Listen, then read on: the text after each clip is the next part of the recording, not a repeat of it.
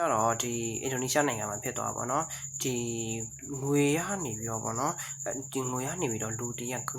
ယ်လုံးမျိုးလိုက်တဲ့တဲ့တင်ပါခင်ဗျသူကဒီလူကကျတော့ဘယ်လိုမျိုးလဲဆိုတော့သူအလှအိမ်သွားပြီးပြန်มาပေါ့နော်သူ့ကိုစားဖို့စောင့်နေတဲ့ငွေရနေပြီးတော့သူအယိုးတွေကိုလိန်ချိုးပြီးတော့ကိုလုံးမျိုးချလိုက်တယ်ခင်ဗျကဲ let's go အဲ့ဆိုဒီချင်းကျွန်တော်ပြန်ပြီးတော့မျှဝေပေးမယ်နော်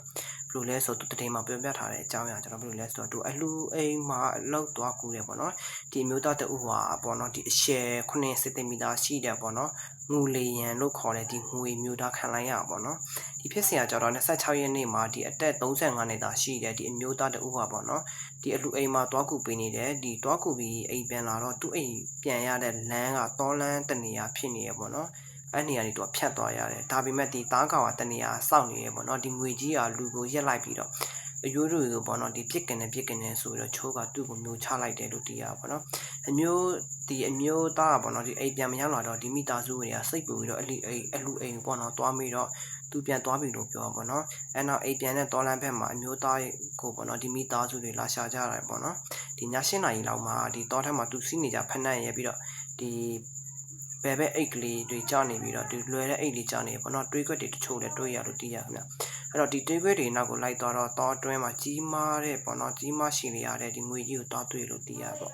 ဒီလိုက်ရင်နဲ့လူကိုမျိုးထားတဲ့ဒီငွေကြီးဟာပေါ့နော်ဘိုက်ကထက်နေလို့ဘာမှမသွားနိုင်ဘူးဘိုက်ကပြိနေလို့ဘာမှမသွားနိုင်ဘူးပေါ့နော်ဒီရသွားတဲ့နဲ့ဒီမိသားစုတွေကဒီငွေတစ်ခုခုစားမယ်ဆိုပြီးတော့ငွေဘိုက်ကိုခွဲလိုက်တဲ့အချိန်မှာပြောင်းနေတဲ့အလူအိမ်ကိုအလူအိမ်ကနေပြန်လာတဲ့သူဖြစ်နေရပေါ့နော်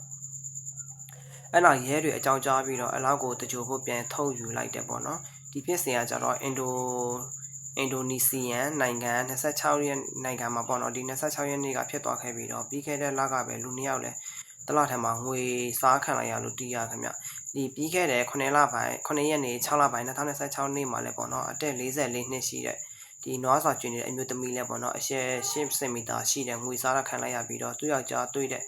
အချိန်မှာပဲခေါင်းတဝက်ဝင်နေပေါ့နော်ဒီယောက်ျားမိန်းမကိုငွေပါဇက်ထဲကနေထုတ်နိုင်ခဲ့ပြီးမဲ့မိန်းမကတော့ခေါင်းရိုးတွေကျိုးပြီးတော့ဆုံးသွားလို့သိရခင်ဗျ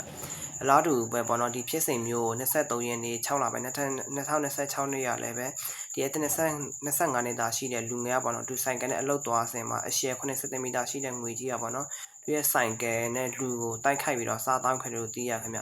ကြွားကျင်တဲ့အထိပေါ့နော်ဒီဆယ်ဝါတူဟာဒီငွေပေါ့နော်ငူလီယန်ငွေအမျိုးအစားတွေထဲကကပ်ပါမှာအကြီးဆုံးငွေတွေဖြစ်ပြီးတော့အစိမ့်မရှိပေမဲ့သူကြီးမားတဲ့